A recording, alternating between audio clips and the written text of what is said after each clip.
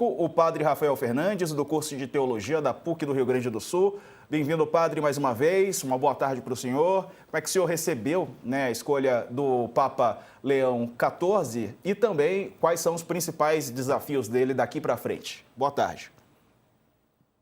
Boa tarde, Diego, Raquel, também próprio Ricardo. Também, como o próprio Ricardo, recebi com muita alegria esse primeiro surpresa, porque a gente não sabe quem é no primeiro momento. Mas depois, quando a gente olha na internet, já vai vendo que ele foi um missionário que se despojou de uma certa tranquilidade nos Estados Unidos, como agostiniano, talvez a sua carreira intelectual, que ele poderia percorrer muito bem lá, e vai para uma região da periferia do mundo, lá no Peru, numa região muito populosa, e se faz próximo daquele povo não por 1 ano, 2 anos, mas por 20 anos, né? Porque ele depois ainda foi bispo lá, ele foi uns 10, 11 anos pároco, depois foi bispo. Nós percebemos alguém que é, de fato, despojado e próximo do povo. Ou seja, o interesse principal dele é viver o evangelho. O Papa Francisco, acredito que tenha visto essa característica dele e o chamou para Roma, para cuidar dos demais bispos, para, quem sabe, manter esse perfil missionário e pastoral. Acredito que os cardeais, agora com essa eleição, que já tinham falado na necessidade de ter um bispo, um papa voltado às questões pastorais, viram nele esse perfil ideal de continuidade com o Papa Francisco. Eu ainda ressaltaria um outro aspecto, olhando o que ele fez. Ele também tem um bom perfil administrador, já que ele também vai ter que cuidar do Estado do Vaticano, né? Ele tem um banco, tem várias questões para ser resolvidas. Ele foi, por longo tempo, um dos responsáveis pela congregação agostiniana que vocês comentaram antes. Raquel, tem pergunta? Padre, na sua avaliação, o Papa o Papa Leão XIV, ele tem uma trajetória que ele mescla algumas coisas, né? Ele tem uma experiência grande ali como um teórico, também tem uma experiência missionária importante. O senhor acha que ele vai seguir o caminho mais progressista do Papa Francisco ou não? Ele tende a ser mais equilibrado, também fazer um aceno para o conservadorismo? Eu concordo com o Ricardo, dizendo que ele vai ser firme na doutrina, isso é uma intuição que tenho, e progressista nas questões sociais. Por quê? Uma que os próprios cardeais, eles, vendo esse momento que nós vivemos de polarização, não iriam escolher exatamente um progressista em todas as questões, até por uma questão de medo de divisão dentro da igreja. Então, pelo menos se sabe que ele é alguém de centro. Centro no sentido, então, que ele busca viver os princípios doutrinais do cristianismo naquilo que deve ser vivido, mas nas questões sociais ele é muito mais aberto, né? Sim, por favor. Coach, eu não estou ouvindo. Não sei se é só porque para o estúdio que está fechado, a gente não está conseguindo ouvir a sua pergunta. Vamos tentar de novo? Padre Rafael? Agora sim. Tá ouvindo? O nome Luís XIV que ele adotou tem razão de ser, né? Foi Luís XIII, né, que o inspirou, que lançou a doutrina social da Igreja e abriu os arquivos secretos do Vaticano. Outro bom sinal que ele deu. O Espírito Santo sabe o que faz? O Espírito Santo sempre tem muitas surpresas. E acredito que agora ele tenha feito mais uma surpresa.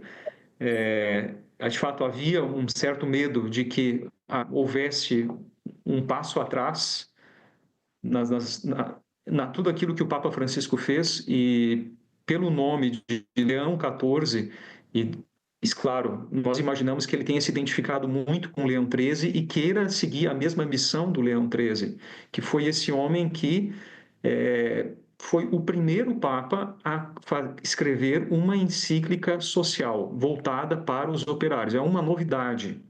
É uma novidade. A encíclica chamada Rerum Novarum, que significa novas coisas. E essa questão mesmo de abrir, né, os arquivos do Vaticano também é uma outra questão muito interessante, que é muito ligada ao próprio Papa Francisco, que também fez isso. Então, é de fato uma manifestação do Espírito. Padre, quando o senhor diz que ele vai ser firme na doutrina, o que isso significa para avanços dentro da Igreja Católica, para as mulheres, para a comunidade LGBT? Eu posso dizer que o Papa Francisco também foi firme na doutrina. A questão é o modo como se comunica. O Papa Francisco, em nenhum momento, ele afirmou que, por exemplo, que o casamento não era indissolúvel. Ele continuou afirmando, mas ele priorizou, nas suas falas, um discurso de acolhida a todos e de não julgamento das pessoas. Então, ele falava, inclusive nas suas cartas, que, em primeiro lugar, é acolher, em segundo lugar, acompanhar e criar processos de integração na vida da comunidade. A bênção, por exemplo, aos casais homossexuais, ela está dentro de uma bênção que não está prevista dentro do caso do matrimônio em si. É algo que é à parte. Então, ele achou uma brecha, de alguma maneira, para também acolher aqueles que não se sentiam bem acolhidos dentro da própria igreja. Acredito que o Leão XIV vai seguir essa mesma brecha, ou seja, firme naquelas coisas que a igreja tem por dogmas, e aqui nós, lembrando que os dogmas eles têm a sua base no Evangelho, nem tudo está explicitado no Evangelho, mas se pode ler nas entrelinhas que os dogmas estão ali contidos, por exemplo, a própria questão do matrimônio, né, que é uma questão mais sensível nos dias de hoje, mas ao mesmo tempo ele vai seguir o princípio da hierarquia das verdades. A primeira verdade é a misericórdia de Deus. Certo. E ele caminha no progressismo exatamente no que o senhor acredita que ele pode avançar nas medidas que o Papa Francisco iniciou? Nós não sabemos ainda bem quais pontos ele pode ser progressista, né? Falando aqui, dentro da Igreja Católica, temos que ter um certo cuidado em afirmar um progressismo, né? Eu acho que a palavra mais correta aqui, dentro de uma visão progressista dentro da Igreja Católica, é no âmbito social. Pelo menos a compreensão que eu tenho, especialmente a questão social. A questão de imigrantes, acolhida aos migrantes, uma atenção especial aos pobres, a preocupação ecológica, que, querendo ou não, ser conservador na questão ecológica é favorecer ainda o primado do petróleo e das companhias petrolíferas. Então, ser progressista aqui é achar novos meios energéticos e uma cultura mais da simplicidade. Ser progressista aqui, no fundo, é buscar o diálogo com todas as parcelas da sociedade, inclusive com aqueles que se acham, de alguma maneira, nas margens, como a comunidade LGBT. Padre, quando o senhor fala em a acolhida progressista na parte social e a acolhida dos imigrantes, é neste momento em que o Papa Francisco já vinha batendo de frente com toda essa questão conservadora nos Estados Unidos e que o Papa, então, que o novo Papa, ele pode bater de frente com a política anti-imigrantes de Donald Trump, não? Perfeito. Nas entrelinhas do discurso que o Papa Leão XIV pronunciou hoje na Praça de São Pedro, ele fala em construir pontes, que foi uma frase que o Papa Francisco também insistiu muito durante o seu pontificado, inclusive rebatendo a construção de muros por meio do governo norte-americano. Então, aqui só reforça aquilo que vocês mesmos já comentaram, né, desse embate com o próprio governo norte-americano. Ele está aí para construir pontes, não para construir muros. E construir pontes aqui significa, sim, acolher os migrantes. Estava vendo aqui que o Papa Leão XIV se envolveu num escândalo nos anos 1990, quando acolheu um padre acusado de abuso sexual de crianças nos Estados Unidos. Prevot, que é membro da Ordem de Santo Agostinho, foi missionário no Peru nos anos 1980 e retornou aos Estados Unidos em 1998 para chefiar a organização agostiniana em Chicago, a cidade natal do novo Papa. 2 anos depois, ele se envolveu num escândalo por permitir que o padre James Ray, também agostiniano, morasse num priorado em Chicago, próximo a uma escola. O religioso havia sido acusado de abuso sexual de crianças. A escola, também administrada pela Igreja Católica, não foi informada da presença de Ray no priorado. Antes de ser acolhido por Leão XIV, Ray já havia sido proibido pela Igreja de ter contato com fiéis, uma vez que a instituição julgou que as acusações, que datavam de antes de 91, eram críveis e o bastante para justificar essa medida.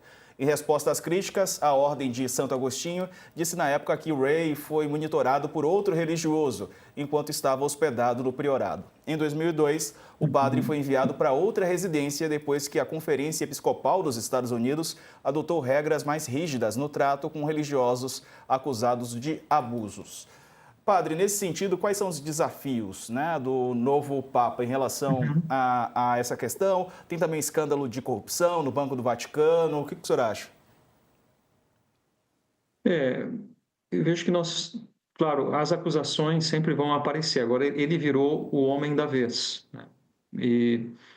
E acredito que todos os fatos devem ser muito bem acariados. Deve ser feita toda uma investigação, buscando saber os motivos pelo qual ele acolheu aquele padre que era acusado de abusos. É claro, nós podemos olhar por um lado bom da questão, pelo qual talvez ele teria aqui deixado ele numa prisão domiciliar naquele momento. Bom, mas também a gente não tudo tem que ser acariado, né?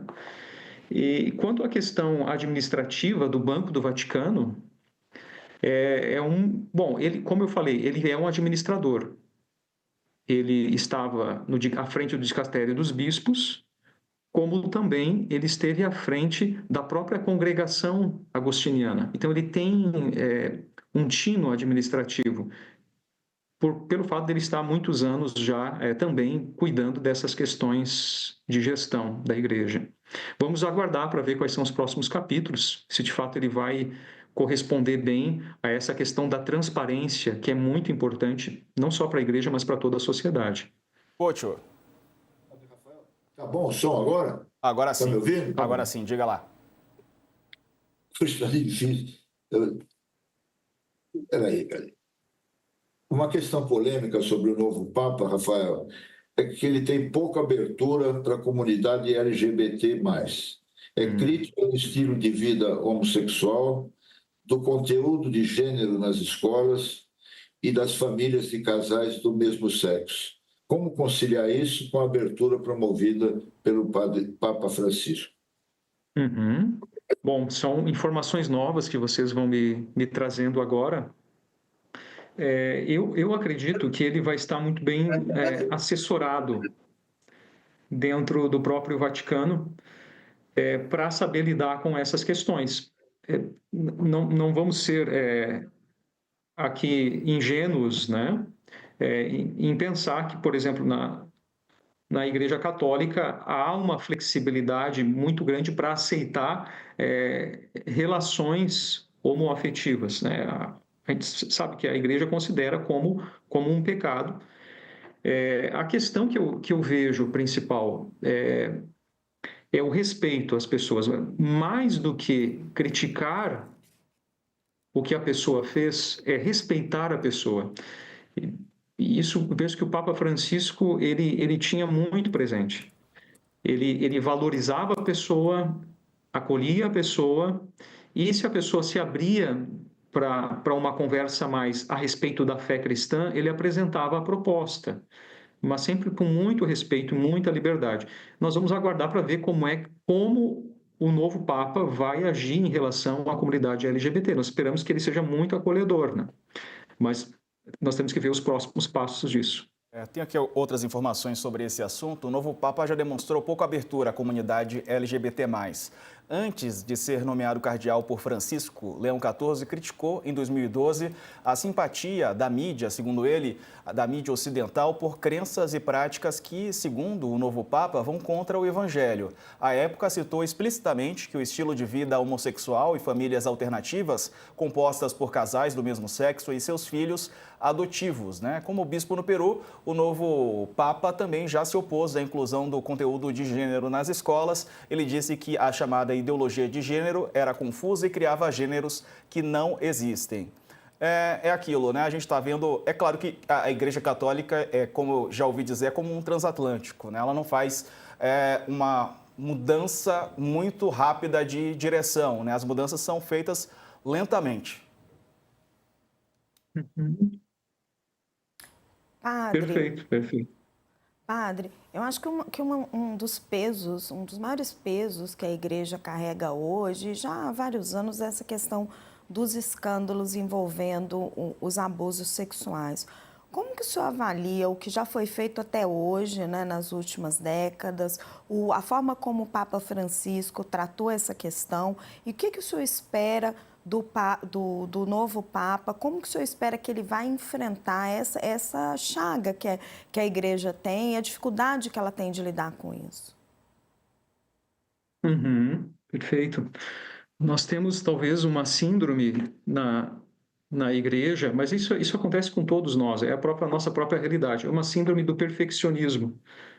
Nós pensamos que nós somos perfeitos, que temos e de alguma maneira nos proteger de tudo aquilo que nos faz parecer que nós e o nosso grupo não seja perfeito conforme o ideal que nós criamos ao nosso redor. Então, podemos fazer às vezes um discurso, pode ser de esquerda, de direita, mas esse discurso de alguma maneira nos faz pensar que somos o melhor possível, né? A nossa proposta é a melhor possível e que nós fazemos tudo da melhor forma possível. Dentro da Igreja Católica, claro, nós aqui pensamos, né, que a doutrina de Jesus Cristo é a melhor possível, mas também sofremos um pouco desse orgulho como pessoas, eu falo aqui como pessoas, do perfeccionismo. E quando saem notícias ruins a respeito do grupo, talvez a primeira tendência humana é tentar esconder isso e mostrar, não, nós somos bons, nós somos perfeitos. Papa Francisco teve uma humildade muito grande em dizer, nós somos imperfeitos como pessoas. Deus é perfeito, ele oferece a sua graça, que nos concede essa busca de uma vivência mais ampla da caridade, mas nós ainda estamos a caminho, somos imperfeitos. E nesse sentido, Papa Francisco ele publicou uma carta muito dura, que se chama Mãe Amável, Madre Amorevole, em italiano, que é um tapa em todos os bispos que acobertassem casos de abuso de pedofilia, abusos sexuais. O bispo que por acaso acobertasse e fosse descoberto que estava acobertando, ele seria destituído do seu ministério. Então, isso foi, no caso aqui, um reconhecimento da fragilidade das pessoas que estão dentro da igreja e, ao mesmo tempo, uma tomada de posição a favor das pessoas que foram abusadas.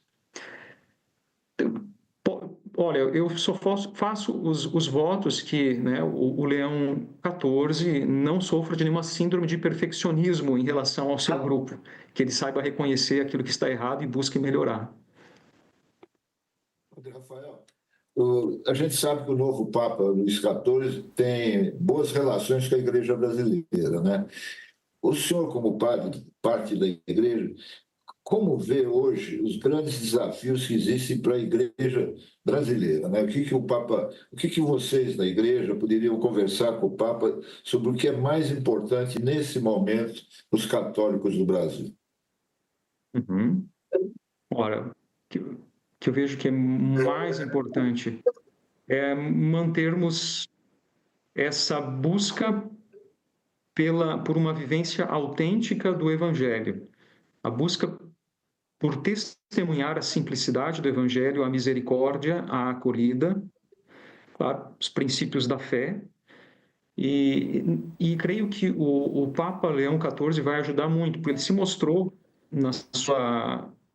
pelo menos no seu trajeto missionário, uma pessoa muito focada nisso, muito focada nesse testemunho de simplicidade.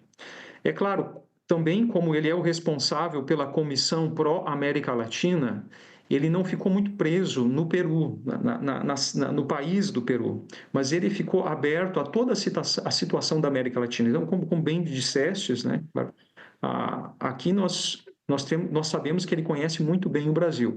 Talvez um outro desafio que o Brasil tem é o da própria secularização, onde muitos já não afirmam qual é a sua identidade religiosa. Eles dizem, eu sou cristão, mas não participo de nenhuma igreja. Não quero ser evangélico, não quero ser católico, não quero assumir nenhuma bandeira. Eu acredito que ele deve estar muito em sintonia também com essa preocupação da nossa igreja aqui no Brasil. Certo. Padre Rafael Fernandes, obrigado pela entrevista aqui no UOL News. Um abraço para o senhor, bom início de noite. Um abraço, tudo de bom para vocês. Muito obrigado.